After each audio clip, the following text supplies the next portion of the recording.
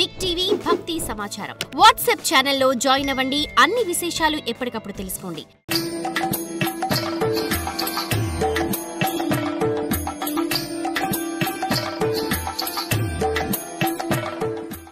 బబ్బుర్రరాజ భార్యను ఎత్తుకొచ్చి పెళ్లి చేసుకున్నాడు.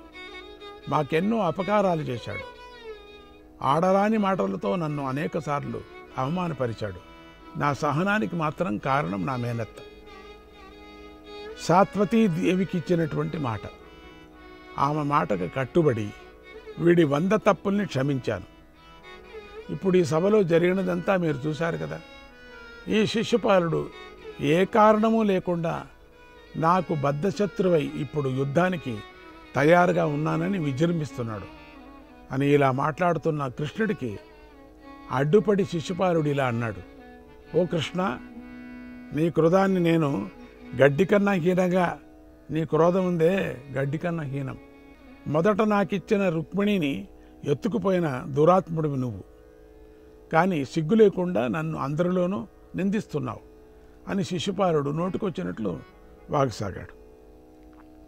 అంతలోనే కృష్ణుడు సుదర్శన చక్రాన్ని స్మరించి విడిచిపెట్టాడు. సుదర్శనం గిర్రున తిరుగుతూ వేగంగా వెళ్ళి శిశుపాలుడి శిరస్సును ఛేదించి శ్రీకృష్ణుడి మరి చేరి అదృశ్యమైంది. అప్పుడు శిశుపాలుడి రక్తధారలు విచిత్రంగా ఊర్ధ్వముఖంగా ప్రవహించాయి. శిశుపాలుడి శరీరం నేలకూలింది. అతడి శరీరం నుండి ఒక తేజోరాశి పైకి వచ్చి ఆకాశంలో ప్రకాశించి శ్రీకృష్ణుడి దేహంలో ప్రవేశించింది. అక్కడ చేరి ఉన్న రాజాదిరాజులందరూ ఈ పరమాద్భుతాన్ని చూసి ఆశ్చర్యపోయారు. ఆ సమయంలో మేఘాలు లేకపోయినప్పటికీ పెద్ద కుంభవృష్టి కురిసింది. అందరూ జయ జయ ధ్వనాలు చేసి శ్రీకృష్ణుని స్తుతించారు.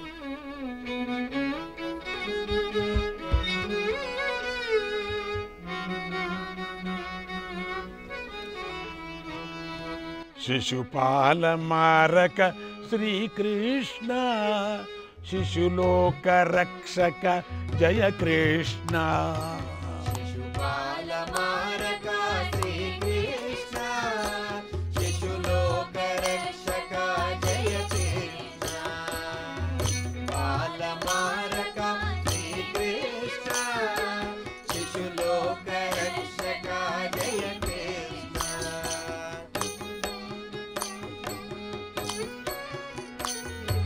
హనన క్రియాతే శ్రీకృష్ణ, హనన క్రియాతే శ్రీకృష్ణ. ముక్తి ప్రదాగే జయ కృష్ణ, ముక్తి ప్రదాగే జయ కృష్ణ.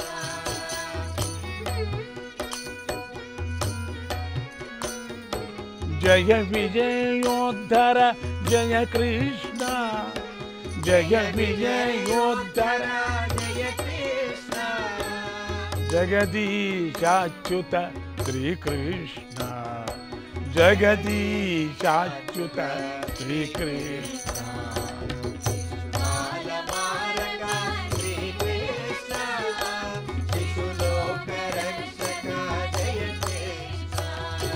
శిశుపాల మారక శ్రీకృష్ణ, శిశులోక రక్షక జయ కృష్ణ.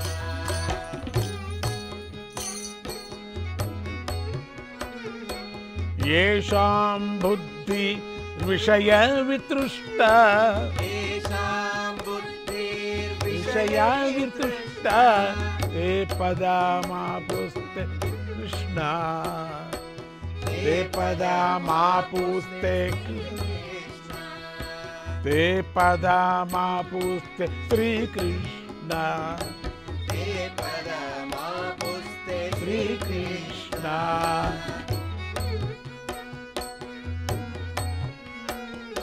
चक्रधरस्त्वं ननु कृष्ण,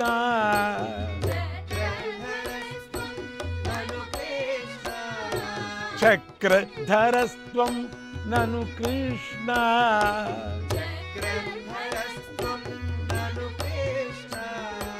संस्तुति चक्रं नाशय कृष्ण, संस्कृति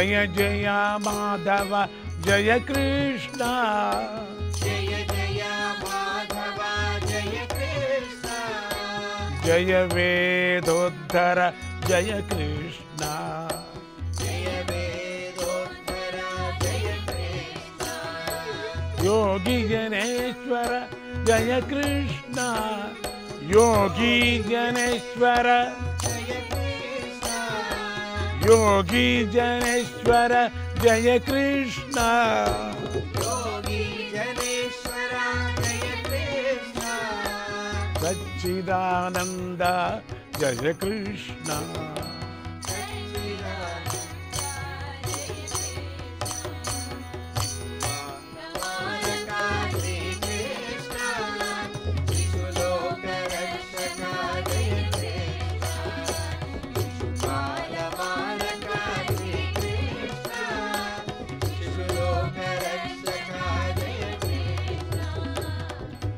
శిశుపాలుణ్ణి సంహరించిన వాడ శిశువులమైన అజ్ఞానులమైన మమ్మల్ని రక్షించే కృష్ణ జయ.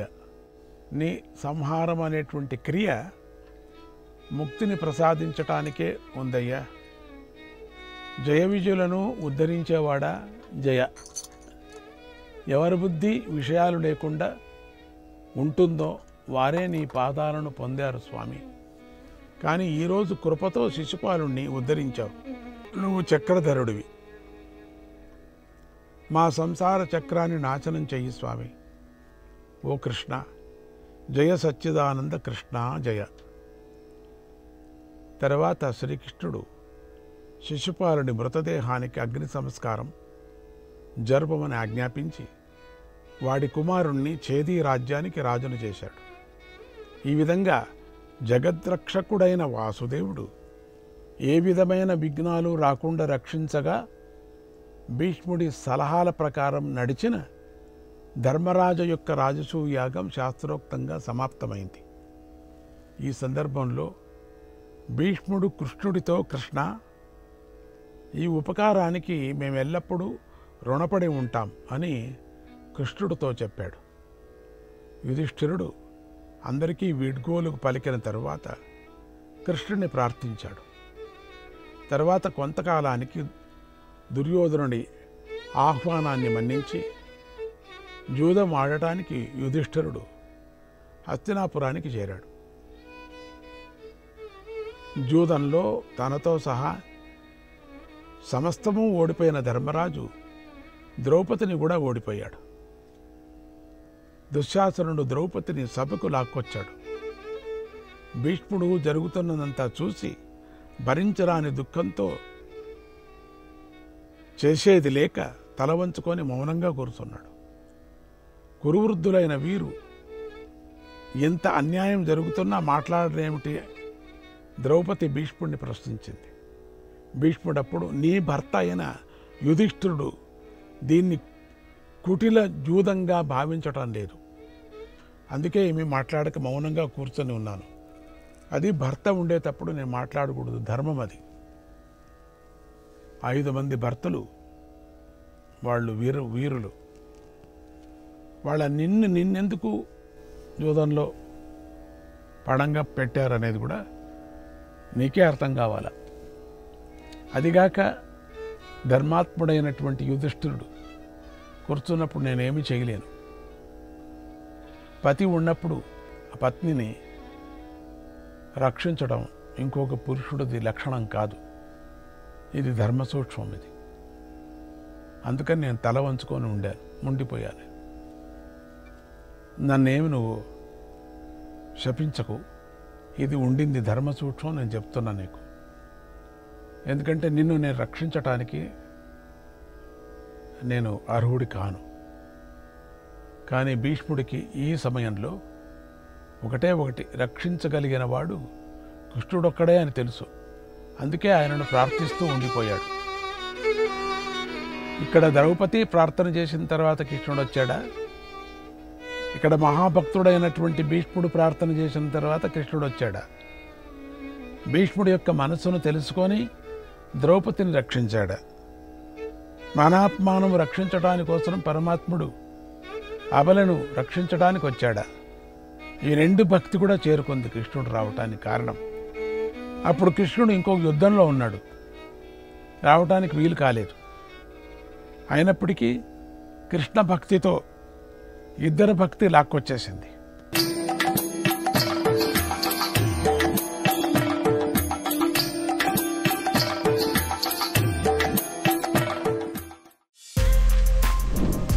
For more videos like this, subscribe Big TV channel.